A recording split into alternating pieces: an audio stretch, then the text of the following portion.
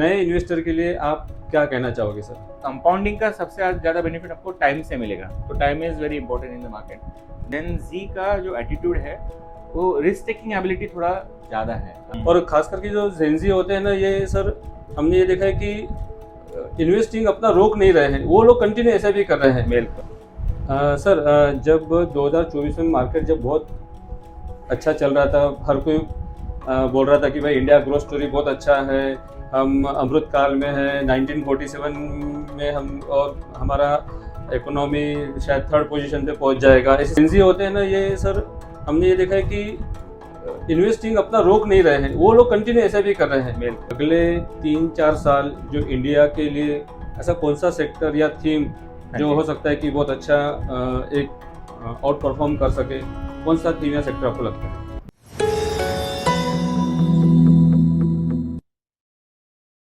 नमस्कार, मैं Santosh Bere, certified financial planner Grow Lakshmi से आप सभी का यहाँ पर मेरे पहले पॉडकास्ट में हार्दिक हार्दिक स्वागत करता हूँ।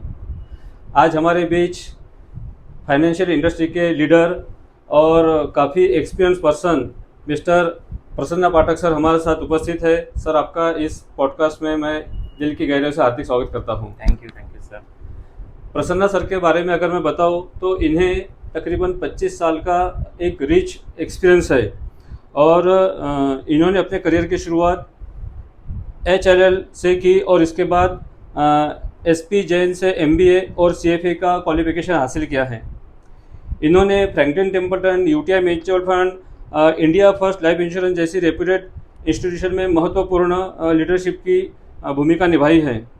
ये चौरस म्यूचुअल फंड के CEO भी रह चुके हैं।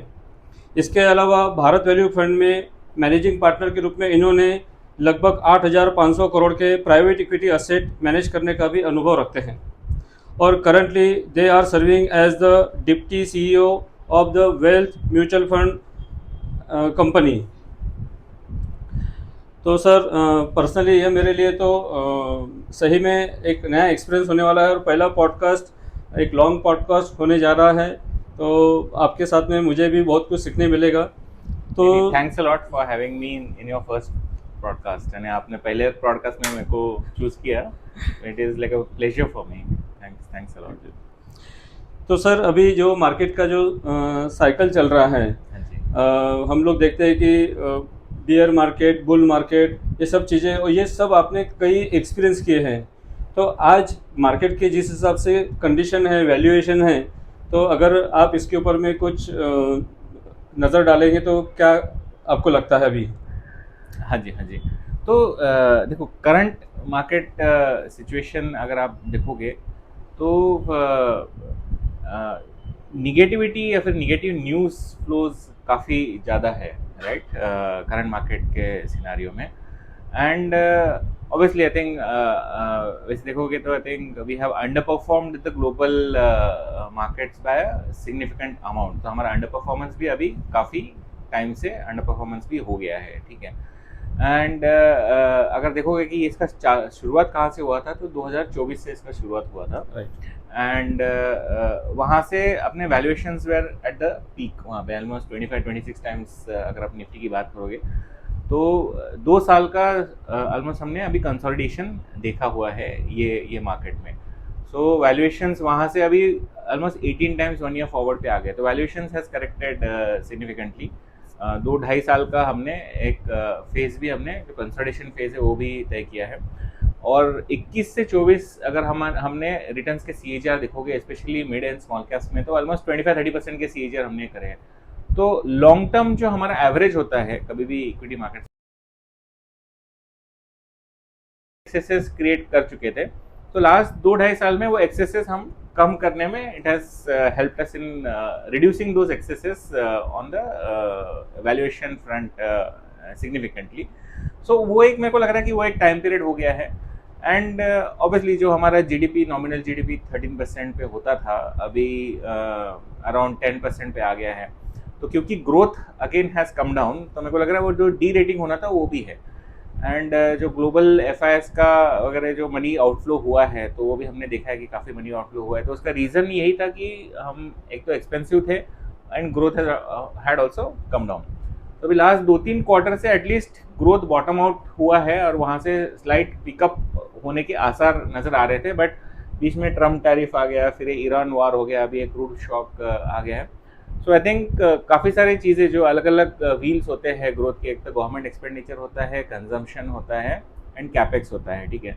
तो गवर्नमेंट एक्सपेंडिचर ऑलरेडी बढ़ा दिया है, कंजम्पशन के लिए बहुत सारे मेजर्स ऑलरेडी गवर्नमेंट ने लिए हैं, जैसे इंटरेस्ट रेट कट हो गया, बजट में कट कर दिया, जीएसटी में कट कर दिया, तो कंजम्पशन अगेन वापस मूव करने के तदार पे है despite this oil shock. And last वाला कैपेक्स अगेन है स्टार्टेड मूविंग अप। तो तीनों पहिए हमारे on the verge of moving है, बट ये छोटे मोटे जो शॉक्स है उसकी वजह से शायद 2-3 महीने और डिले हो जाएगा। बट मेरे को लग रहा है बहुत in terms of the time consolidation, in terms of the valuation coming to the reasonable level and growth also, all the factors of growth also coming back. तो ये तीनों एलिमेंट्स हमारे फेवर में है।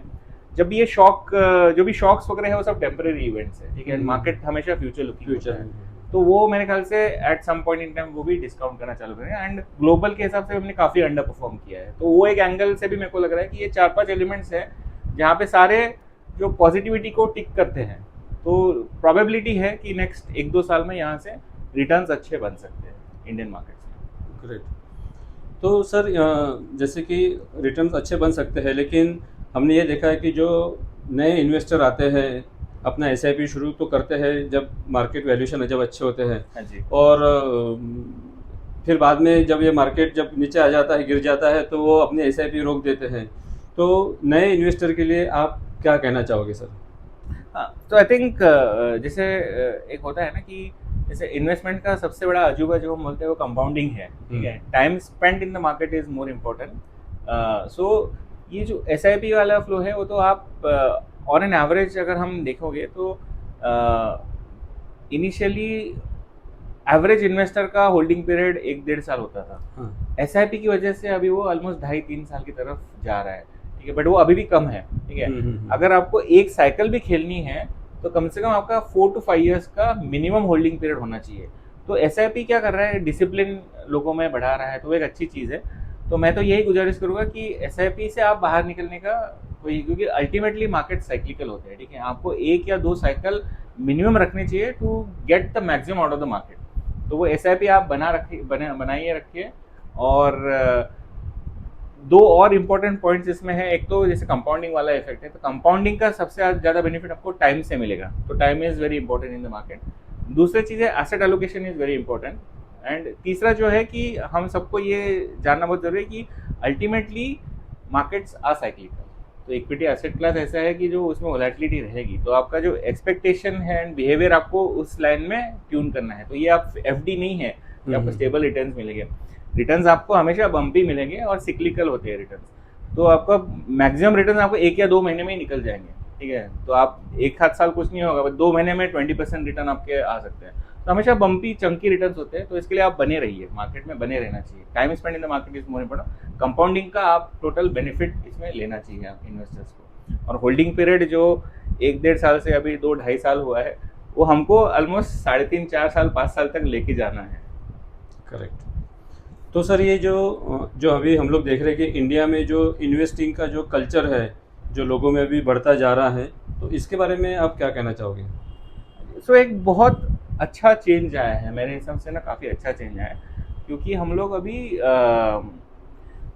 सेविंग मेंटालिटी से हम लोग investing mentality की तरफ आए हैं। तो मेरे को खुद याद है जब मैंने अपना करियर स्टार्ट करा था, जब मैं कॉलेजेस में अगर होता था और स्टॉक मार्केट्स के बारे में बात कर रहा था, हमको बोलते यार तुम स्पेकुलेट कर रहे हो, ठीक है।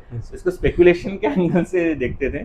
तो वो एक मेंटालिटी चेंज आया कि अभी इन्वेस्टमेंट के एंगल से देखते हैं। हम जो फिनेंशियलाइजेशन की तरफ जो हिसाब से बढ़ रहे हैं, तो इन्वेस्टिंग के हिसाब से, और काफ़ी सारे लोगों ने इसका बेनिफिट्स भी देखा है, लॉन्ग टर्म बेनिफिट्स भी इन चीज़ों के देखे हैं कि इन्वेस्टिंग से क्या होता है, कैसे कंपाउंडिंग होता है, आप इन्फ्लेशन को बीट करते हो।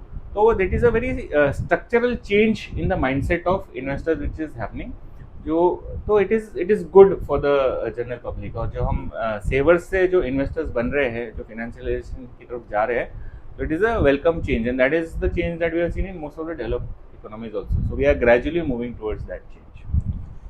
तो सर हमने ये भी चीज़ देखी है कि जिन्होंने एक एक्सपीरियंस ले लिया, मान लो कि बुल मार्केट में उन्होंने एंट्री ली, बियर मार्केट में उन्होंने एसआईपी को स्टॉप कर दिया। अब वापस से वही इन्वेस्टर दोबारा जब मार्केट में आए तो फिर वो सेकंड फेज में घबराए नहीं। हाँ जी। तो लेकिन जो आजकल की जो जेंजी है ये हर चीज़ को समझ रही है कि बुल मार्केट, बियर मार्केट ये सब होता है। और खास करके जो जेंजी होते हैं ना, ये सर हमने ये देखा है कि इन्वेस्टिंग अपना रोक नहीं रहे हैं, वो लोग कंटिन्यू ऐसा भी कर रहे हैं। बिल्कुल बिल्कुल। तो इसके बारे में थोड़ा सा आप क्या कहना चाहोगे? नहीं, that is what I am saying, it is a change in the mentality, जो लोगों की मेंटालिटी है। एक तो मैं पर्सनली कहूँगा कि जेन जी का जो एटीट्यूड है वो रिस्क टेकिंग एबिलिटी थोड़ा ज़्यादा है। आई मीन तो रिस्क बियरिंग एबिलिटी बहुत ज़्यादा है। तो यही हमारे पीरियड में अगर कुछ होता है, वोलेटिलिटी होता है, तो लोग ज़्यादा डर जाते हैं। तो यहाँ पे एटलीस्ट क्योंकि इन्फॉर्मेशन फ्लो इतना स्ट्रांग है तो लोग अंडरस्टैंड करते हैं कि भैया अभी जैसे मैं बोल रहा कि साइकिल्स होते हैं, तो जेंजी भी अंडरस्टैंड कर रहा है कि साइकिल्स है एंड वो अपना इन्वेस्टमेंट नहीं रोक रहा है। So that is and obviously saving के हिसाब से I mean most of the people are now aware कि एफडी यानी equity is a good means of beating the inflation. तो वो लोग डरते नहीं हैं, उनको पता है, सबने एसआईपी के बेनिफिट्स देखे हैं एंड ऑब्वियसली रीच भी हुआ है and so on and so forth. तो म्यूचुअल फंड की तरह काफ़ी कन्वीनियंस हुआ है, अवेयरनेस हुआ है, रेगुलेटरी एनवायरनमेंट चेंज हुआ है, तो काफ़ी सारे सेफ्टी नेट्स भी इसमें काफ़ी सारे आ गए हैं। तो मल्टीपल चीज़ें हैं जिसकी वजह से लोगों का विश्वास ये पर्टिकुलर प्रोडक्ट में बढ़ा है एंड होपफुली अपन ऑब्वियसली वो एक मेंटालिटी भी है जो जेंजी की है, which I think is very positive. क्योंकि आज अगर जो एफआई का फ्लो आउटफ्लो जो हो रहा है उसको बैलेंस हमारा एसआईपी ही कर रहा है, right? So which is a very good thing which is and long term mentality से ये पैसा आ रहा है। तो people are able to bracket कि मेरे को एसआईपी का मेरा कितना मनी है, ट्रेडिंग का मेरा कितना एलोकेशन है and so on and so forth. तो उसमें people are able to compartmentalize and bracket. तो एसआईपी के मनी को लोग जनरली नहीं छूते हैं। जो भी उनका ट्रेडिंग के लिए शायद मेरे बहुत सारे फ्रेंड्स वगैरह है वो ट्रेडिंग के हिसाब से अलग मेंटेन करते हैं, एसआईपी के हिसाब से अलग मेंटेन, गोल बेस्ड अलग है एंड दूसरा ट्रेडिंग बेस्ड अलग है। So that is how they are able to compartmentalize also. शायद हमारे ज़माने में वो सब चीज़ें नहीं होती थी। तो अवेयरनेस है, इंफॉर्मेशन फ्लो है, रेगुलेटरी एनवायरनमेंट है, कन्वीनियंस है, सो ऑन एंड सो फोर्थ। तो बहुत सारी चीज़ें इसमें इन्वॉल्व है। ओके, तो सर मेरा अगला सवाल ये है कि जैसे हमने ये देखा है कि अभी जो इंडियन मार्केट ने ग्लोबल मार्केट के कंपेरेटिवली काफ़ी अंडर परफॉर्म किया है, खास करके लास्ट पिछले 1.5-2 साल में तो और भी ज़्यादा। तो इसमें आप क्या देखते हो अभी फ़िलहाल? अब क्या अभी हमको एंट्री मार्केट में जो लॉन्ग टर्म इन्वेस्टर है उनको क्या करना चाहिए, तो आप सजेशन दीजिए। हाँ, तो जैसे मैंने बोला है ना कि हर चीज़ जैसे मैं थोड़ा साइकिल्स में स्टडी करता हूँ, तो मेरे हिसाब से एवरीथिंग इज साइक्लिकल, ठीक है? तो अगर हमने अंडर परफॉर्म मीन रिवर्ट सारी चीज़ें करती है, तो अंडर परफॉर्म हमने सिग्निफिकेंट करा है, तो at some point in time I think we also should start doing well. तो अभी जिस हिसाब से जो निगेटिव फ्लोज है, हमारे इसमें निगेटिव फ्लोज है कि ग्रोथ नहीं आ रही है, ऑयल शॉक है, रुपी डिप्रिसिएशन हो गया है, ठीक है, लोग ये डालते हैं एंड अनफॉर्चुनेटली लोगों का ये होता है कि जहाँ पे परफॉर्मेंस होता है लोग उसी तरफ भागते हैं, ठीक है? वो अनफॉर्चुनेट है, बट तो उल्टा मेंटालिटी होना चाहिए कि जहाँ पे अंडर परफॉर्मेंस है और जहाँ पे आपको ग्रीन शूट्स मिल रहे हैं कि यहाँ से वो लोग सिचुएशन में बाहर। तो स्ट्रक्चरल स्टोरी जो इंडिया का है ना, वो तो इंटैक्ट ही है। एंड जो डेमोग्राफिक स्टोरी है, तो हमारा ये जो हमारा स्ट्रक्चरल बुल स्टोरी है वो 2040 तक है। आप कितना भी बाकी एडवांसेस कर लो, एआई कर लो, टेक्नोलॉजी में एडवांसेस कर लो, फाइनली वो कंज्यूम कौन करेंगे? कंज्यूमर्स तो यही पे है। तो अल्टीमेटली घूम फिर के पैसा कभी ना कभी यहाँ पे आना ही है। तो जो एफआईएस का आउटफ्लो भी है, वो outflow will get converted into inflow. It is just question of time and valuation. जैसे मैं लास्ट टाइम बताया कि अभी थोड़ी देर पहले बताया कि वैल्यूएशन भी कंफर्टेबल हो गया है, ग्रोथ के सारे इंजिन अभी फायर करने के हिसाब से हैं। तो ये शॉक्स बीच बीच में आ रहे हैं, तो हमको ये चीज़ देखना है ये स्ट्रक्चरल है कि टेम्पररी है, ठीक है? अगर ये टेम्पररी इवेंट है तो मार्केट इसको डिस्काउंट कर लेगा। जहाँ तक मेरे को लग रहा है ये सारी चीज़ें टेम्पररी है, इसमें कोई स्ट्रक्चरल चीज़ नहीं। स्ट्रक्चरल चीज़ इज हमारा डेमोग्राफी या फिर demographic growth, that is most structural story. And जो स्टेबिलिटी ऑफ ग्रोथ इंडिया में है वो और कहीं नहीं है, ठीक है? तो आप बाकी के इकोनॉमीज देखोगे या तो साइक्लिकल इकोनॉमीज है जो ROE ROC इंडिया में बनाते हैं, स्ट्रक्चरल ROE ROC। जो ग्रोथ इंडिया में है वो शायद बाहर में और भी कोई कंट्री इतना diversity of growth, availability of various sectors to be invested in, वो भी नहीं है। बहुत सारे कंट्रीज में होता है 1 या 2 companies are dominating, 50-60% of the market cap of that country हो जाती है, दैट कैपिटलाइजेशन हो जाती है। फॉर एग्जाम्पल ताइवान में 1-2 कंपनीज है, कोरिया में 1-2 कंपनीज हैं, वो मार्केट कैप में 50-60% कंट्रीब्यूट करती है। सो वो हमारे केस में नहीं है, हमारे ऐसे कोई भी कंपनी है, तो बहुत डाइवर्सिटी है, चॉइसेस बहुत अवेलेबल है, डेमोग्राफी डिविडेंड है, तो ultimately just question of time, it's a cycle जो जिससे हम जा रहे हैं। तो मैं ये बोलूँगा कि रिस्क रिवॉर्ड काफ़ी अच्छे हैं as compare to India, as compare to जो ऑलरेडी मार्केट्स जो 100-150% चले हैं, उससे अच्छा रिस्क रिवॉर्ड मेरे ख्याल से इंडिया। तो यहाँ पे अभी इंडिया को देखने का बारी आया है, बाकी कई मार्केट में जो ऑलरेडी काफ़ी आउट परफॉर्म कर चुका है। तो सर ये जो अभी आप वैल्यूएशन की बात कर रहे थे, तो अभी बीच में कई फंड मैनेजर्स जो बोल रहे थे कि जो कोविड के समय 2020 में जो वैल्यूएशन मार्केट के आए थे, तो लगभग उसी के आसपास अभी वापस से मार्केट के वैल्यूएशन आपको मिल रहे हैं, यानी उसी लेवल का मार्केट मिल रहा है, तो इस पर आप क्या कहना चाहोगे? हाँ, तो उसमें आई एग्री टू दैट कि देखो उसी लेवल पे तो नहीं आया है शायद कोविड केस में, but somewhere we are in the middle, somewhere in the middle के लेवल पे हैं। बट मैं बोलूँगा कि यहाँ से भी डाउन साइड थोड़ा बहुत पॉसिबल है, मैं ऐसा नहीं बोल सकता हूँ कि आई मीन ऑब्वियसली जो कंसर्न्स है वो तो जेन्युइन कंसर्न्स है। अगर क्रूड शॉक है तो नेक्स्ट 2-3 महीने हमको शायद उससे उभर के आने में लगेगा, तो वो सब चीज़ें जेन्युइन है। बट मैं इतना ही बोलूँगा कि देखो आपका एक्सपेंसिव मार्केट होता है, क्लासिक बबल 2007 का हम जो बोलते हैं क्लासिक बबल था। अच्छा, ठीक है, क्योंकि हमने 2004 से लेके 7 तक मार्केट्स भी बहुत अच्छे करे थे, ऑलमोस्ट 200-300% मार्केट भागे थे, और ग्रोथ ईपीएस ग्रोथ भी सिग्निफिकेंट हुआ था, एवरी ईयर 20% 20% का ग्रोथ हुआ था। तो वो 3 साल के ग्रोथ के बाद लोग इसको डिस्काउंट कर रहे थे कि यार मार्केट तो 20-25% ग्रो करेगा, और वो वैल्यूएशन भी 25-26 टाइम्स अवेलेबल थे। तो ग्रो करने के बाद आपका अगर वैल्यूएशन एक्सपेंसिव है तो उसको आप क्लासिक बबल बोल सकते हो। तो यहाँ पे तो कैसा है कि जो earnings itself is depressed, last 2 साल से अर्निंग्स ही नहीं आई है, तो P/E होता है ना, प्राइस टू अर्निंग्स हम बोलते हैं। तो एक तो प्राइस होता है और डिनोमिनेटर में अर्निंग्स होता है, तो हमारे अर्निंग्स एलिवेटेड अर्निंग्स नहीं है, डिप्रेस्ड अर्निंग्स है। अच्छा, ठीक है, तो हम लोग बबल में तो डेफिनेटली नहीं है। तो बबल क्लासिकली एलिवेटेड अर्निंग्स पे बबल बनता है, एलिवेटेड अर्निंग्स है, उसके ऊपर प्राइस भी एलिवेटेड है, तो वो क्लासिक बबल है। यहाँ पे क्या है, प्राइस ठीक है, प्राइस भी गिरा हुआ है और अर्निंग्स भी डिप्रेस्ड है, तो ये तो बबल वाला सिचुएशन है ही नहीं। यहाँ से कंसोलिडेशन वाला सिचुएशन, यहाँ से प्रोबेबिलिटी यानी risk reward better is what I am trying to say. But maybe Covid का जो लोस थे उसके हिसाब से अभी भी वैल्यूएशन शायद नहीं आए हैं, बट हम लोग समवेयर इन बिटवीन है, वो चीज़ के समवेयर बिटवीन, बट अट्रैक्टिव है, एकदम अट्रैक्टिव नहीं बोल सकते हैं, बट फेयर के नीचे आए हैं, इट इज लाइक डिसेंट। यहाँ से रिटर्न्स बनने के प्रोबेबिलिटी काफ़ी अच्छे है।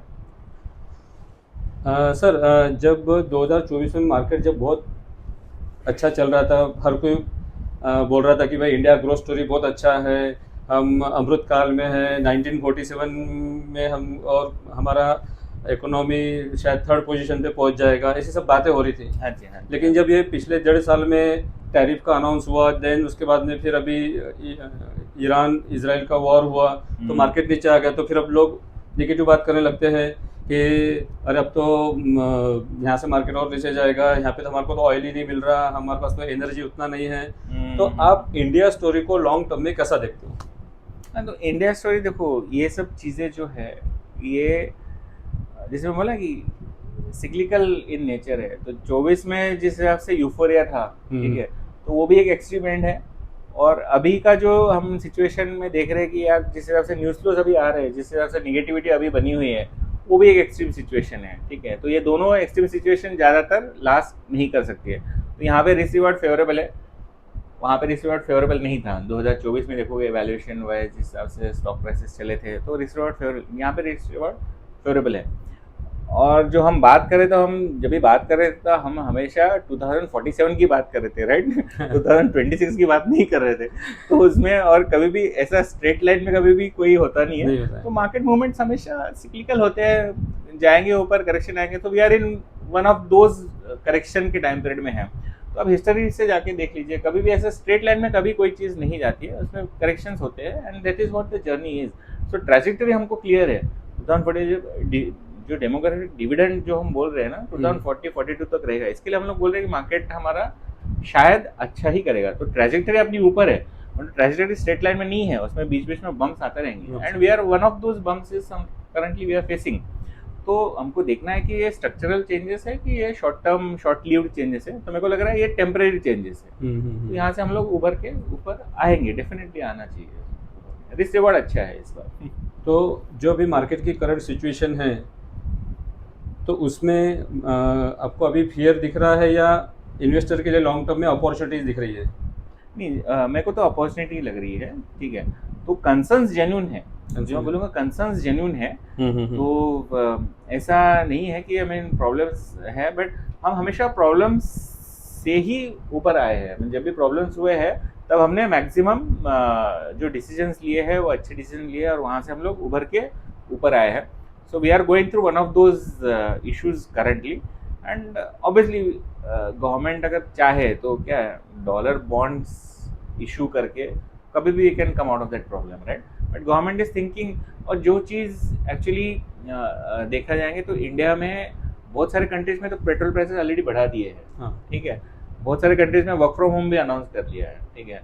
जो स्पीच हमारे प्राइम मिनिस्टर ने दिए थे, सिमिलर स्पीच सिंगापुर के भी प्राइम मिनिस्टर ने दिए हैं, ठीक है। तो लोगों ने वो नज़रअंदाज कर लिया है, बट यहाँ पे निगेटिविटी ज़्यादा कर ली है। तो जिसने वो भी जो भी बातें बोली है वो सेंसिकल बातें उन्होंने बोली कि ये सब चीज़ें हमको करनी चाहिए। और जो भी ऑयल शॉक हुआ है, आप अगर उसको देखोगे तो अभी तक तो कंज्यूमर को पास ही नहीं किया, तो गवर्नमेंट ने अभी तक ऑब्जर्व किया है, ठीक है। तो गोइंग फॉरवर्ड भी जब भी अभी पास हुआ है, तो part of the element will be observe by the government, part of the element will be observe by the oil company, and partly आपको कंज्यूमर को पास ऑन करना पड़ेगा, ठीक है। बट ये अगर लॉन्ग टर्म ऑयल का शॉक रहता है, ऐसे 1, 1.5, 2 साल तक रहता है, सो शायद then will have to find out a way. And obviously already जो हम पाइपलाइन की बात कर रहे हैं, स्ट्रेटेजिक रिजर्व्स की बात कर रहे हैं, तो these are the things which are there. तो लॉन्ग टर्म के हिसाब से मेरे ख्याल से ये सब चीज़ें अच्छी है, क्योंकि जब शॉक होता है तभी हम लोग ये रिजर्व्स की, नहीं तो हम लोग कभी सोचे नहीं थे कि यूएई के साथ करके इंडिया में रिजर्व्स बनाएंगे, पाइपलाइन की हमने कभी सोची नहीं थी। तो ये सब मेरे ख्याल से लॉन्ग टर्म के लिए इश्यूज रिजॉल्व हो जाएगी शायद इंडिया के लिए, which is good in the long term. And otherwise जो हमने बात किया है 2047 वाला स्टोरी तो इंटैक्ट है, तो सब शॉर्ट टर्म बम्स है, क्योंकि स्ट्रेट लाइन में हम लोग कभी नहीं जाते हैं, तो छोटे मोटे बम्स आते रहेंगे। We are one of those bumps as of now. तो सर जैसे यही बात को हम लोग आगे करते हैं कि अभी जो इन्वेस्टर है वो भी काफ़ी अभी एजुकेटेड हो गए हैं, वो लोगों को भी अब सब लोग अच्छे से मार्केट को समझते हैं। तो ये लोग बोल रहे हैं कि जब एफआईज इंडिया में वापस आएंगे तो मार्केट तब बढ़ेगा। तो आप एफआईज के बारे में क्या राय रखते हो सर? अच्छा, सो आई थिंक ठीक है, सबके अलग अलग रायस होते हैं, ठीक है। तो देखो अल्टीमेटली कैसा होता है कि हम सब लोग क्या कर रहे हैं कि जिक्सॉ पजल सॉल्व कर रहे हैं, ठीक है। अलग अलग पीसेस पड़े हुए हैं, हम लोग उसको जोड़ के एक चित्र बनाने की कोशिश कर रहे हैं, ठीक है। तो शायद क्योंकि मैं थोड़ा सा क्लोजर हूँ, तो शायद मैं वो पिक्चर को बेटर बना सकता हूँ as compare to a normal retail investor. But ultimately जो रियलिटी है वो तो प्राइसेस है, जो जिसको हम बोलते हैं ना भाव भगवान है, तो दैट इज द रियलिटी। तो हम फिर भी ये कोशिश करते हैं कि अलग अलग पीसेस एक्चुअली क्या होने वाला है वो किसी को पता नहीं रहता है। ये हमारा गेस होता है कि यार ये मेरे पास ये इन्फॉर्मेशन है, जिसको वेंटेज पॉइंट भी बोलते हैं, ये इन्फॉर्मेशन है, इसको जोड़ के मैं बनाऊंगा शायद ये चीज़ हो सकती है। तो हम भी हमेशा प्रेडिक्ट ही कर सकते हैं कि यार ये चीज़ें हो सकती है करके। तो जो मेरे को लग रहा है कि जिस हिसाब से एफआई का आउटफ्लोज हुए हैं, जिस तेज़ी से आउटफ्लोज हुए हैं, उसमें अलग अलग कारण है। जैसे एआई स्टोरी बेसिकली उसके पीछे पैसा गया, बाकी के कंट्रीज़ में वैल्यूएशंस काफ़ी चीप थे, तो काफ़ी सारे वो जो जिस रीज़न से पैसा बाहर गया था वो काफ़ी सारे वो रीजंस प्ले आउट हो गए हैं, ठीक है। तो वहाँ पे एक्सेसेस अभी बनना चालू हो गया है, एआई में एक्सेसेस बनना चालू हो गया है, वहाँ से इंक्रीमेंटली शायद रिटर्न्स नहीं बनेंगे। वैल्यूएशंस बाकी कंट्रीज़ में थे, तो वो अभी वहाँ पे जैसे मैं बोला ना एलिवेटेड ईपीएस उनका हो गया है, जो ईपीएस ग्रोथ उनका था, जो ग्रोथ था वो अभी ऑलरेडी 100% हो गया है। तो वहाँ से इंक्रीमेंटली कितना होगा, सो वो एक एंड पे है, हम लोग दूसरे एंड पे हैं, ठीक है। तो रिस्क रिवार्ड यहाँ पे फेवरेबल है, ठीक है। और रुपये भी जिस हिसाब से डिप्रिशिएट हुआ है, तो that is also attractive point for the FIRs to come back. So at some point in time और the next 2 to 3 months when this जो टेम्पररी इश्यूज है जब भी वो रिजॉल्व हो जाएंगे, तो एफ का फ्लोज आने लगेगा। बट मैं तो चाहता हूँ कि एफ का फ्लो ज़्यादा जोर से नहीं आए, क्योंकि अपना डोमेस्टिक फ्लोज पे एफ का फ्लोज आ जाएगा तो फिर से हम लोग वो वैल्यूएशन बबल में चले जाएंगे। अच्छा अच्छा तो वो दोनों चीज़ें हैं। तो बट ठीक है, मैं structurally yes, I mean we need that F money, because हम करंट अकाउंट डिफिसिट कंट्री है, तो एफ एंड एफ दोनों फ्लोज हमको ज़रूरी है। But obviously at some point in time मेरा ये मानना है कि वो eventually it will be positive and they will start looking at it India पर। तो सर जैसे कि यानी कि हम लोग कहते हैं कि सुबह का भूला शाम को घर आया भूला तो हम भूला नहीं कहेंगे, तो वैसे भी एफ का लग रहा है कि वो गए हैं कहीं भूल गए हैं, वो वापस जरूर अभी आने वाले हैं। हाँ, तो हम उसे भूला नहीं कहेंगे, अपना ही कहेंगे आज के हाँ समय। जी, हाँ जी, हाँ जी। तो एफ मोर अपॉर्चुनिस्टिक होते हैं। हाँ। उनको तो क्या ग्लोबल स्पेस उनको है, तो उनको जहाँ पे अट्रैक्टिव रहेगा वो मेरे ख्याल से मोर देन एफ हमको एफ फ्लोज देखना ज़्यादा जरूरी है। एफ फ्लोज ज़्यादा आनी चाहिए एज कम्पेयर टू एफ तो मोर अपॉर्चुनिस्टिक होते हैं। तो इट इज़ गुड कि हमारे जो डोमेस्टिक फ्लोज है वो मोर स्ट्रक्चरल है। हम लोग एफ फ्लो स्ट्रक्चरल नहीं बोल सकते हैं, क्योंकि चलो इंडिया स्टोरी वापस 2-3 साल अच्छा करेगी, फिर उनको कुछ अट्रैक्टिव लगेगा तो फिर से पैसा बाहर जाएगा। तो एक अच्छा है कि जो हम डोमेस्टिक बेस बना रहे हैं वो स्ट्रॉन्गर बेस बना रहे हैं, ठीक है। और दूसरी चीज़ ये मैं कभी लोगों को बोलता हूँ कि एक्चुअली इंडिया का जो वेल्थ इफेक्ट है ना, वो एक्चुअली बहुत सारे लोग रियलाइज भी नहीं कर रहे हैं, ठीक है।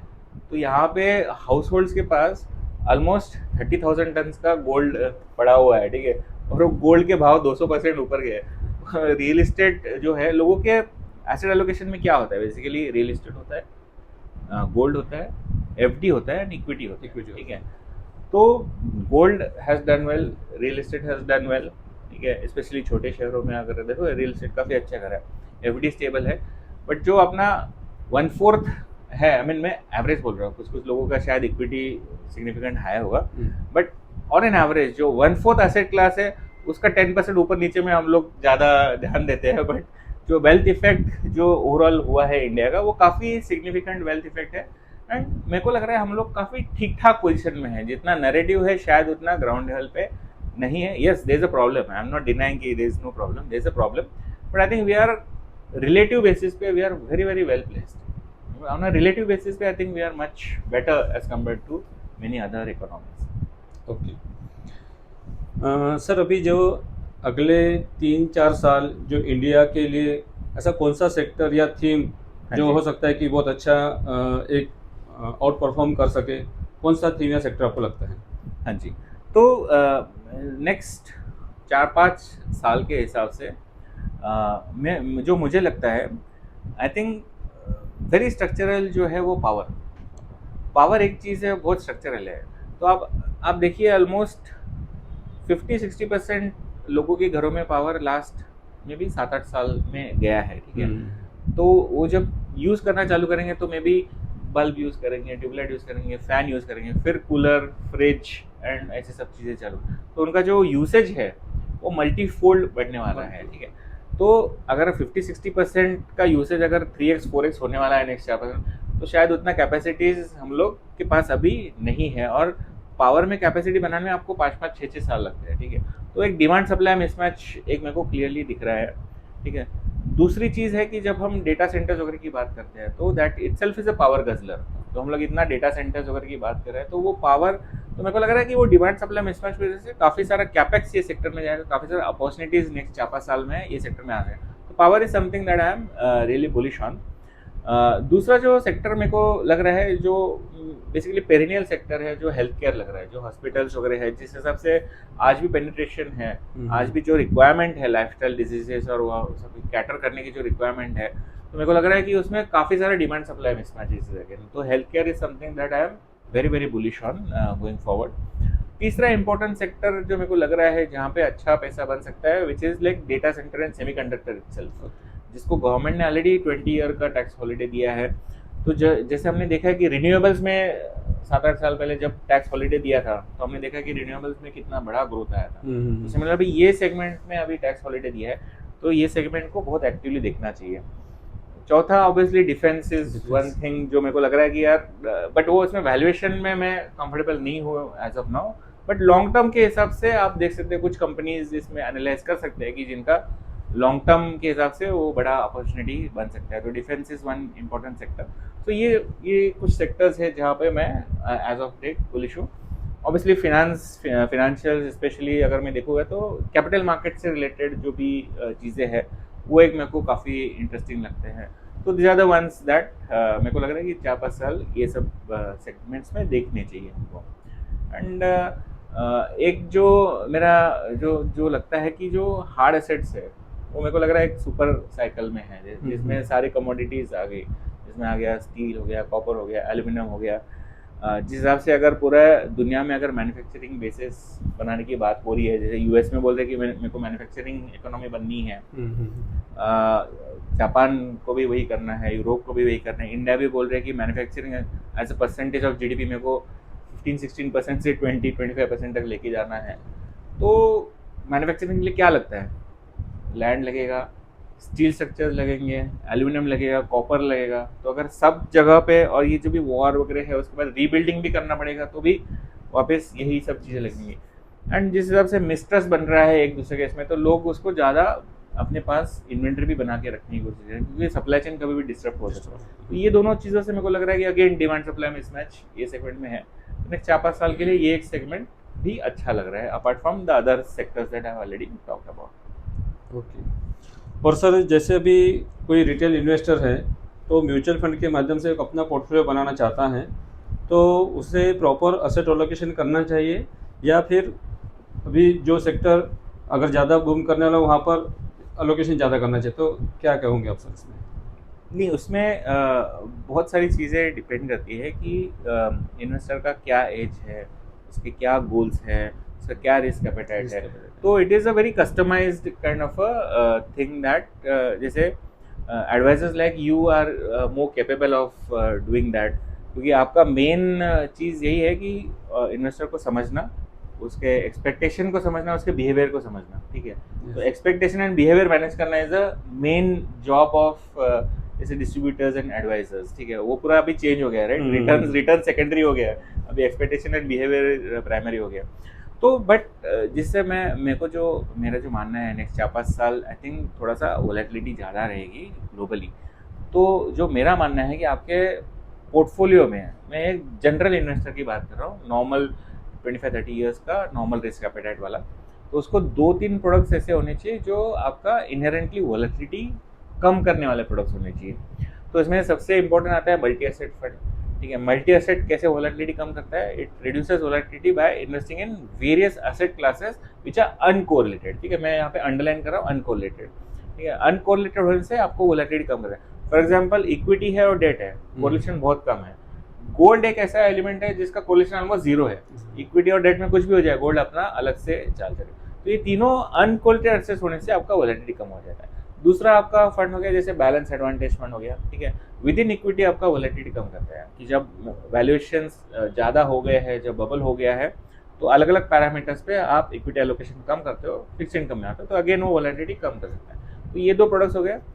एसआईएफ मेरे को लग रहा है कि जहाँ पे शॉर्टिंग अलाउड है, तो एक इन थियरी वो शायद वोलेटिलिटी कम करने में हेल्प कर सकता है, बट वो अभी तक प्रूवन नहीं है। इसके लिए वो जनरल जनता के लिए वो एक प्रोडक्ट नहीं है, बट कोई HNI थोड़ा सोफिस्टिकेटेड इन्वेस्टर है तो उसको ये भी प्रोडक्ट वोलेटिलिटी कम करेंगे। तो ये जो वोलेटिलिटी कम करने नॉर्मल इन्वेस्टर के लिए मल्टी एसेट 15-20% आपके पोर्टफोलियो में होना चाहिए, बैलेंस एडवांटेज अराउंड 15-20% होना चाहिए, और जो रिमेनिंग 60-65% है उसमें आप अलग अलग डाइवर्सिफाइड फंड डाल सकते हो, जैसे लार्ज एंड मिड कैप हो गया, फिर अपने फ्लेक्सी कैप हो गया, स्मॉल कैप हो गया, एक आध 2 थीमेटिक या फिर सेक्टरल फंड्स डाल सकते। तो ये सब पोर्टफोलियो लॉन्ग टर्म, तो 6 या 7 फंड्स आपके पोर्टफोलियो में जनरली ऑन एन एवरेज होना चाहिए, ये कॉम्बिनेशन से नेक्स्ट 4-5 साल के लिए। 1-2 फंड्स जो आपको वोलेटिलिटी कम करे, एंड जो डाइवर्सिफाइड में भी अलग अलग टाइप्स के 1-2 थीमेटिक या सेक्टरल फंड्स आपके होने चाहिए। ये ब्रॉडली एक पोर्टफोलियो एलोकेशन नॉर्मल इन्वेस्टर का, बट जो कस्टमाइज्ड है वो तो सर आप जैसे लोग ही दे पाओगे।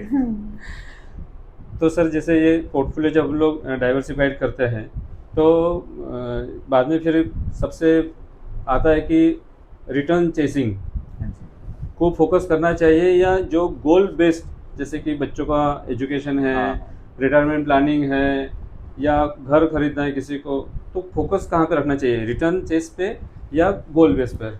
आई थिंक गोल बेस पे होना चाहिए, गोल बेस पे ही आपका फोकस होना चाहिए। क्योंकि रिटर्न्स तो देखो कोई भी आप एक तो एसेट एलोकेशन तो आपका डेफिनेटली एक होना चाहिए कि एसेट एलोकेशन के बेसिस पे ही आपको चलना चाहिए। एंड बट आपका जो इन्वेस्टमेंट होना चाहिए वो गोल बेस्ड होना चाहिए, क्योंकि अदरवाइज आप क्या करोगे, अलग अलग प्रोडक्ट से कंपेयर करोगे तो आप बोलोगे यार मैंने तो यहाँ पे करा बट ये मार्केट तो 100% चल गया, तो आप कभी खुश नहीं रह पाओगे। ठीक है, तो आपका जो रिक्वायरमेंट है, आपका जो गोल है, उसके बेसिस पे अगर आप आपके इन्वेस्टर को भी इन लाइन करोगे, इन ट्यून करोगे, तो आपका इन्वेस्टर भी खुश रहेंगे, आप भी खुश रहेंगे। तो it is more to do with goal based investment आपका होना चाहिए। आप एक गोल सेटअप कर लो अलग अलग चीज़ों के लिए, and based on that goal आपको कौन से फंड्स वो गोल तक पहुंचा सकते हैं वो आपको चूज करना चाहिए। देखो रिटर्न्स तो जैसे मतलब कोई ना कोई एसेट क्लास तो आपको अच्छा रिटर्न देगा ही उस समय, तो आपको क्या चाहिए उस हिसाब से आपका एलोकेशन होना चाहिए। ओके। और सर एक जैसे आजकल के जो इन्वेस्टर हैं और जो डिस्ट्रीब्यूटर जैसे हम लोग हैं, तो अभी कई सारी एएमसीज यानी एसेट मैनेजमेंट कंपनी इंडिया में है, यानी तकरीबन एवरेज 50 के आसपास में है। तो अगर किसी को कोई एसेट मैनेजर अगर चूज़ करना है तो वो उसके लिए आप 3-4 चीज़ें ऐसी कौन सी रहेगी जो आप फोकस करना चाहोगे ताकि हमें एसेट मैनेजमेंट कंपनी सिलेक्ट करने में आसानी हो इन्वेस्टर को? तो आई थिंक जो 4 चीज़ें जो मेरे को लगती है जो पैरामाउंट है, ठीक है, कोई भी एसेट मैनेजमेंट कंपनी चूज़ करने के लिए है, वो सबसे इम्पोर्टेंट उसमें आता है कि प्रमोटर ग्रुप जो है उसका क्या बैकग्राउंड है। ठीक है, तो ग्रुप का क्या बैकग्राउंड है, वो इन्वेस्टमेंट स्पेस से है कि और किसी स्पेस से है, उन्होंने कभी पब्लिक मनी मैनेज करा है कि नहीं मैनेज करा है, and how they have done overall. For example जैसे वेल्थ कंपनी की बात करूँ तो हम लोग मर्चेंट बैंकिंग स्पेस से हैं, हमने एआईएफ मैनेज करा है, हमने पीएमएस मैनेज करा, और यह म्यूचुअल फंड, तो एचएनआई का पैसा मैनेज करके हम लोग म्यूचुअल फंड के स्पेस में आए हैं। सो वो एक इम्पॉर्टेंट चीज़ है देखने का। दूसरा इम्पॉर्टेंट चीज़ आपको देखना चाहिए जो वो the people behind that mutual fund, यानी कौन लोग इसको सपोर्ट कर रहे हैं, starting from the trustee board to AMC board to the executive team to the research team. तो उनका कैपेबिलिटी क्या है रिसर्च करने का, वो द पीपल बेसिकली उनका क्या एक्सपीरियंसेस है। सो ये सब चीज़ें भी वेरी वेरी इंपॉर्टेंट है। फॉर एग्जांपल हमारे जो ट्रस्टी बोर्ड में है वो सारे आईआईएस एंड आईआरएस ऑफिसर्स है, एएमसी बोर्ड में भी जो फिच ग्लोबल रेटिंग के एमडी सीईओ है, एलआईसी के एक्स एमडी रह चुके हैं। सो ये सब चीज़ें देखना भी बहुत बहुत इंपॉर्टेंट है। तो लोग हो गए। तो तीसरा चीज़ हो गया फिलोसॉफी, तो क्या फिलोसॉफी है। ठीक है, तो हर एक म्यूचुअल फंड का अलग अलग फिलोसॉफी होता है। तो कुछ होते हैं जो रिसर्च बेस्ड होते हैं, कुछ होते हैं क्वांट बेस्ड होते हैं, वो अलग अलग मार्केट में अलग अलग चीज़ें चलेगी। But as a advisor, as a distributor या फिर एज एन इन्वेस्टर आपको ये पता होना चाहिए कि अगर सपोज मैं वेल्थ कंपनी में इन्वेस्ट करूँगा, वेल्थ कंपनी म्यूचुअल फंड में मैं इन्वेस्ट करूँ, तो किस टाइप के स्टॉक्स पे ये लोग इन्वेस्ट कर सकते हैं, उनका फिलोसॉफी समझना बहुत इंपॉर्टेंट है। एंड लास्टली एंड वो सबसे पैरामाउंट है वो तो परफॉर्मेंस। तो परफॉर्मेंस तो है ही है ना, कितना कंसिस्टेंट परफॉर्मेंस रहा है, उन्होंने अपने अलग अलग प्रोडक्ट्स में कैसे परफॉर्मेंस दिए हैं, तो उसका एक आपको जनरली आइडिया होना चाहिए। तो ये 4 ब्रॉडर पैरामीटर्स है जिसको आपको कोई भी एएमसी या फिर म्यूचुअल फंड कंपनी चूज करनी चाहिए। तो सर जैसे कि अभी हम लोग देखते हैं कि जो इन्वेस्टर का जो बिहेवियरल होता है, तो उसमें अगर जो उनके पास में फंड होता है, कई बार उनको दिखता है कि वो फंड प्रॉपर परफॉर्म नहीं कर रहा, दूसरा कोई फंड परफॉर्म कर रहा है। तो ऐसे समय में इन्वेस्टर ने सिर्फ रिटर्न्स जो कुछ समय में जनरेट किसी फंड ने अगर कर दी है, तो क्या उसमें एसेट एलोकेशन उन्होंने बढ़ा देना चाहिए, या पास परफॉर्मेंस, या हम बोलते हैं कि भाई सारी चीज़ों को ऑब्जर्व करने के बाद में डिसीजन लेना चाहिए? तो आई थिंक डिसीजन हमेशा होलिस्टिक होना चाहिए, क्योंकि जैसे मैं बोला कि हर एक चीज़ फाइनली साइक्लिकल होती है। तो फंड मैनेजर का परफॉर्मेंस भी साइक्लिकल होता है। तो सपोज फंड मैनेजर ने किसी 6 महीने में बहुत ज़्यादा आउट परफॉर्म कर दिया, तो हो सकता है नेक्स्ट 6 महीने में वो अंडर परफॉर्म भी करेंगे, क्योंकि उसके स्टॉक्स है ना, उसके अंडरलाइंग क्या है, अंडरलाइंग स्टॉक्स है, और स्टॉक सिक्लिकल है। ठीक है, तो अनलेस जो फंड मैनेजर बहुत ही शार्प है और वो चेंज कर पा रहा है अपने स्टॉक्स बहुत रेगुलरली, तो कोई भी फंड मैनेजर का परफॉर्मेंस कभी भी टॉप क्वार्टाइल या फिर टॉप 5 में नहीं हो सकता है, वो उसके अप्स एंड डाउन है। तो आपको बेसिकली वही देखना है। तो काफ़ी सारे पैरामीटर्स आपको होते हैं जो जैसे upside and down side capture risk हो गया, उसका शार्प रेशियो हो गया, और ये सब पैरामीटर्स भी इंपॉर्टेंट है। एंड मेनली आपको देखना चाहिए कि कंसिस्टेंसी कैसे है, ठीक है, क्या फिलोसफी से काम कर रहा है। और ब्रॉडली अगर आप ये जो 4 जो मैंने पैरामीटर्स बताए ना म्यूचुअल फंड के, उसमें आप एक फंड मैनेजर का भी बैकग्राउंड आप देख लो, ठीक है। तो ये 4 या 5 पैरामीटर्स है, एंड आप देख रहे हो कि उसका जो स्टाइल है वो कंसिस्टेंट है, तो आपको बने रहना चाहिए। वो शॉर्ट टर्म अंडर परफॉर्मेंस वगैरह वो होता रहेगा, अनलेस एंड अनटिल वो बहुत कंसिस्टेंटली 2-2 3-3 साल तक अंडर परफॉर्म कर रहा है, तो then we need to review that particular thing. So that is what my belief is, क्योंकि वो सिक्लिकल ही रहता है। तो अगर आप चेस करोगे, क्योंकि जो आउट परफॉर्म कर रहा है उसको चेस करोगे, तो हो सकता है वो नेक्स्ट 6 महीने वापस अंडर परफॉर्म करे, ठीक है। तो आप हमेशा मूव करते रहोगे इन सर्च ऑफ परफॉर्मेंस, ठीक है। तो शायद आप हमेशा वो परफॉर्मेंस होने के बाद आप जाओगे और बाद में वो अंडर परफॉर्म करेगा, तो वो आपको अवॉइड करना चाहिए। You need to stick to that particular. एक बार आपने एक तो डिसीजन आपको प्रॉपर लेना चाहिए, एक बार डिसीजन लिया तो उसको भी टाइम देना चाहिए। तो मतलब टाइम इज मोर इम्पोर्टेंट, ठीक है। अगर वो अच्छा काम कर रहा है, कंसिस्टेंट है, ठीक है, हर बार टॉप क्वार्टाइल में नहीं रह सकता है, 1-2 बार वो टॉप 3rd क्वार्टाइल में भी आ सकता है, तो दैट उसको उतना टाइम तो डेफिनेटली देना चाहिए। उसका प्रोसेस सही है, फिलोसफी सही है, तो definitely you should stick to that particular AMC and that fund manager. Sir अभी एक और है कि जैसे आजकल के इन्वेस्टर के पास में कई सारे ऑप्शंस है, mutual fund, PMS, AIF, SIF, तो इन एज ए कंपेयर आप इसे कैसे देखते हो फिर? हाँ, तो देखो कैसे है कि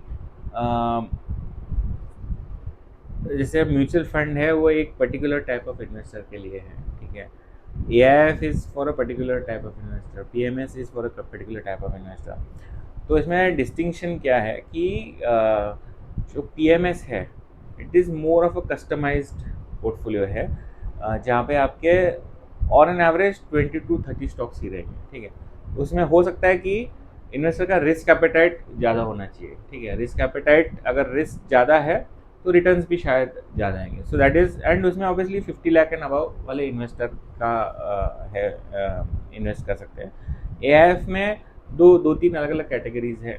तो कैटेगरी 3 है जहाँ पे लिवरेज भी आप कर सकते हो, डेरिवेटिव्स में कर सकते हो। उसी का एक छोटा वर्जन हमने एसआईएफ में भी लाया है म्यूचुअल फंड में, बट एसआईएफ में लिवरेज नहीं है बाय द वे।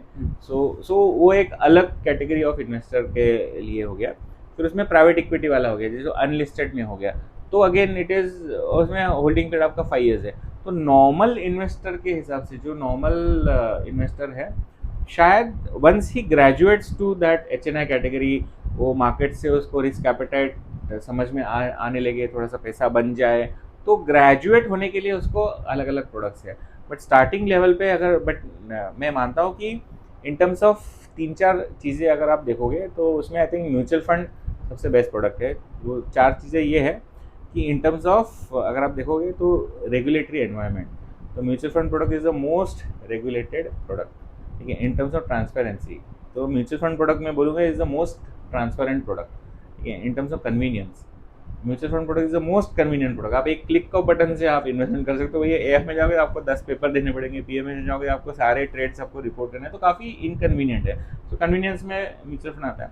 एंड चौथा tax efficiency, in terms of tax efficiency also mutual fund is the most tax efficient product. तो ये चारों पैरामीटर्स में for a normal investor mutual fund stands out in all this 4 parameters. Great sir. एक sir और, जैसे कि mutual fund में किसी को भी जब इन्वेस्टमेंट करना है तो 100 रुपीज़ से लेकर के मैक्सिमम कितना भी कर सकता है। बिल्कुल। देन नेक्स्ट प्रोडक्ट है पीएमएस, जहाँ पर मिनिमम 50 लाख है। एआईएफ अल्टरनेटिव इन्वेस्टमेंट फंड में तकरीबन मिनिमम 1 CR है। और अभी एक नई कैटेगरी जो इंट्रोड्यूस हुई है एसएफ, स्पेशलाइज्ड इन्वेस्टमेंट फंड, जहाँ पर मिनिमम इन्वेस्टमेंट 10 लाख है। तो ये स्पेशलाइज्ड इन्वेस्टमेंट फंड के बारे में अगर थोड़ा सा आप हाईलाइट करो तो। बिल्कुल। तो स्पेशलाइज्ड इन्वेस्टमेंट फंड एक तो जैसे बोले 10 लाख एंड अबव है, तो थोड़े से जागरूक इन्वेस्टर के लिए वो एक फंड है। और उसमें एक सेबी ने अलाउ करा है कि आप 20% तक आप शॉर्ट कर सकते हो, नेकेड शॉर्ट भी जा सकते हो, ठीक है। और उसमें अलग अलग कैटेगरीज अभी आई है कि कुछ हाइब्रिड कैटेगरीज है, कुछ डेट ओरिएंटेड कैटेगरीज है, और कुछ प्योर इक्विटी कैटेगरी है, ठीक है। बट ये उसमें सेबी ने थोड़ा फ्लेक्सिबिलिटी ज़्यादा दिया है, but since it is coming from a mutual fund के टेबल से वो आ रहा है, तो it is very well regulated and वो बहुत ट्रांसपेरेंट प्रोडक्ट वो बनाया है। तो जैसे बताया था कि again it serves a different purpose. मैं एक थोड़ा सा हिंट दे रहा था कि प्योर इक्विटी में शायद वोलेटिलिटी ये कम कर सकते हैं, क्योंकि क्या है, normal mutual fund in a down market short नहीं करता है, ठीक है, तो शॉर्ट नहीं करता है, तो यहाँ पे शॉर्टिंग भी अलाउ किया है, तो आप डाउनसाइड प्रोटेक्शन में शायद हेल्प हो सकती है। बट वो तो अलग अलग फंड मैनेजर अभी इस पे लगे हैं, तो थोड़ा सा परफॉर्मेंस लोगों का आने के बाद I think it will be more evident कि how they are able to do that and so on and so forth. But it's a very interesting product and SEBI I mean has given that opportunity, थोड़ा flexibility दिया है fund managers को, थोड़ा एक नीश create करने का कोशिश करा है, and it is a very unique product in that sense. Great sir. तो सर आज आपके साथ में काफ़ी अच्छी चर्चा हुई है, कई मार्केट साइकिल के बारे में आपने में सब हमारे जो आज देखने वाले हमारे जो व्यूवर्स हैं उनको एक काफ़ी नॉलेज मिलेगा, मुझे ऐसा लगता है। तो सर हम लोग एक छोटा सा एक रैपिड फायर हम अच्छा। करते हैं। तो पहला क्वेश्चन आपके लिए सर कि one sector you are most positive for long term. Power sector. One common mistake investor repeat. Common mistake, basically they don't learn from their mistakes, that is one, and they chase performance. मैंने कोई भी asset class में performance आने के बाद वो चढ़ते हैं, and greed and fear is the third common mistake that they do, कि जहाँ पे उनको greedy होता है और fearful होना चाहिए, जहाँ पे उनको लेना चाहिए तो राइट टाइम पे नहीं लेते हैं, and they don't understand cycle, so that is one. तो बेसिकली बिहेवियरल एस्पेक्ट्स है जहाँ पे वो लोग मिस्टेक्स करते हैं। सर लॉन्ग टर्म SIP और लमसम और via STP? I think SIP is something that I would recommend. One investing book everyone should read? I think Warren Buffett का, आई थिंक उनके जो लेटर्स है, I think I mean I have been inspired, तो normal investor के लिए तो मैं तो वही रिकमेंड करूँगा, काफ़ी सारा नॉलेज उसमें भरा हुआ है। Sir one advice for young investor, mostly Gen Z? Oh अच्छा। जेनजी का what I would say is he should understand the impact of compounding. तो compounding is something which I was already mentioning, it is one of the finance का, it's a miracle of finance. He should learn asset allocation, and thirdly he should understand cycles. तो ये तीन चीज़ें should be focused है। अगर ये Gen Z ये तीनों चीज़ें समझ में आ जाएंगे तो I think they would do really well on the investing side. So sir thank you so much. आज हमें प्रसन्ना पाठक सर जो कि the wealth company mutual fund के डिप्टी CEO है, उन्होंने आज हमें काफ़ी ज़्यादा नॉलेज और अपने साथ में शेयरिंग की है। मुझे लगता है कि अगर आप अभी तक इस वीडियो के साथ में बने हैं तो निश्चित ही आपने बहुत सारी बातें नोट भी की होगी। अगर आपको ये हमारा पॉडकास्ट अगर अच्छा लगा हो तो ज़रूर इसे सब्सक्राइब करें हमारे चैनल को, और लोगों के साथ, अपने फैमिली फ्रेंड्स के साथ में इसे ज़रूर शेयर करें। और मैं आखिरी में यही कहना चाहूँगा कि India growth story long term के लिए बहुत अच्छी है। शॉर्ट टर्म वोलेटाइल को थोड़ा अवॉइड करें और लॉन्ग टर्म ग्रोथ स्टोरी का पार्ट हम मेरे को बनना चाहिए। तो thank you so much sir. Thanks Santosh ji, thanks for having me on this podcast. Thank you. तो thank you so much once again.